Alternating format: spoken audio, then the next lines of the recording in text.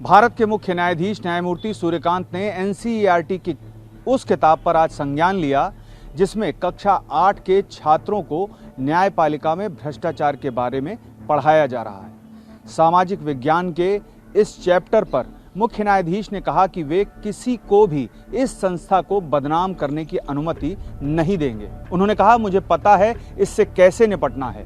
Chief justice of India ने कहा कि वे इस मामले पर स्वतः संज्ञान लेंगे और कदम उठाएंगे। उन्होंने कहा, ये एक सोची समझी कार्रवाई प्रतीत होती है। चीफ जस्टिस ऑफ इंडिया ने ये तब कहा जब वरिष्ठ अधिवक्ता कपिल सिब्बल और डॉक्टर AM सिंघवी ने उनके समक्ष ये मसला उठाया। वकीलों ने कहा कि कक्षा 8 के छात्रों को ये सिखाया जाना कि न्यायपालिका भ्रष्ट है, उन्हें ये मसला बहुत चिंतित करता है।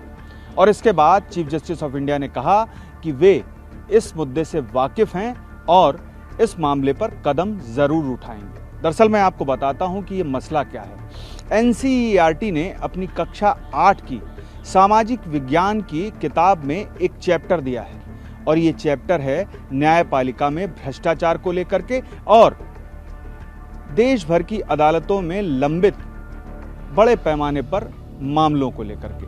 और पूरे तौर पर इसमें जो न्यायपालिका है उसका चेहरा बताया गया है कि किस तरीके से न्यायपालिका भ्रष्ट है और इसके साथ ही आखिर क्या वजह है कि न्यायपालिका में इतने मामले लंबित हैं। ये सीधे तौर पर इशारा करता है कि न्यायपालिका इस मसले पर कदम नहीं उठा रही है। यानी कि चाहे भ्रष्टाचार हो और चाहे फिर मुकदमों की लंबी फेरहिस्त हो, इनसे निपटने के लिए सर्वोच्च अदालत, हाई कोर्ट और निचली अदालतों में कोई भी कदम नहीं उठाया जा रहा। लेकिन हकीकत ये है कि इस मामले में कानून है, सरकार है, संसद है और सभी को मिलकर के कदम उठाना होता है। तो ऐसी स्थिति में जबकि सिर्फ एक ही विभाग यानी कि अगर आप संविधान को देखें तो 3 स्तंभ हैं और उन 3 स्तंभों में से सिर्फ न्यायपालिका के स्तंभ को लिया गया है जिसमें भ्रष्टाचार का जिक्र किया गया है। और ऐसी स्थिति में जबकि 8वीं कक्षा के बच्चों को सीधे तौर पर यह पढ़ाया जाएगा कि न्यायपालिका में कितना भ्रष्टाचार है और इसके पीछे का जो आधार लिया गया है उसमें भी कोई आधार नहीं है, यानी कि वो निराधार है। क्योंकि सिर्फ शिकायतों के आधार पर कि हजारों शिकायतें न्यायपालिका में भ्रष्टाचार को लेकर के आई हैं, इन स्थितियों को उजागर करते हुए न्यायपालिका में भ्रष्टाचार का जो चैप्टर है वो रखा गया है। साथ ही जो मुकदमों की लंबी फेरहिस्त है सर्वोच्च अदालत से लेकर के निचली अदालत तक, उनका भी जिक्र किया गया है।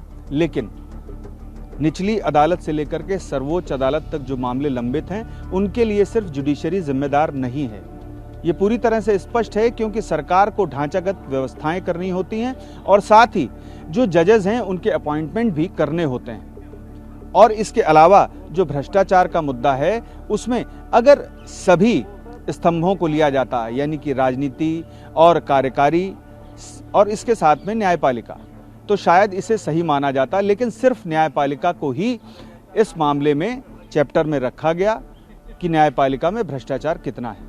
तो यही वजह थी कि चीफ जस्टिस ऑफ इंडिया ने आज नाराजगी जताते हुए ये संकेत दे दिया कि इस मसले पर वे कदम उठाएंगे और वे स्वतः संज्ञान लेकर के इस मामले पर कोई ना कोई आदेश जारी करेंगे जो उचित होगा।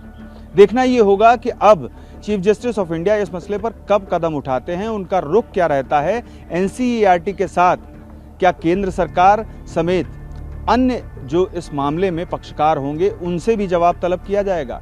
यानी कि बहुत सारे हिस्सेदार हैं, सरकार है, एनसीईआरटी है और जिन लोगों ने इस चैप्टर का चयन किया उनकी भी कोई ना कोई कमेटी होगी। और ऐसे में सुप्रीम कोर्ट अगर उस समिति को तलब करेगा तो ये ज़रूर पूछेगा कि आखिर आपने किस आधार पर सिर्फ न्यायपालिका में भ्रष्टाचार के मसले को एक चैप्टर में शामिल किया है। पीयूष पांडे, TV9 भारतवर्ष, नई दिल्ली।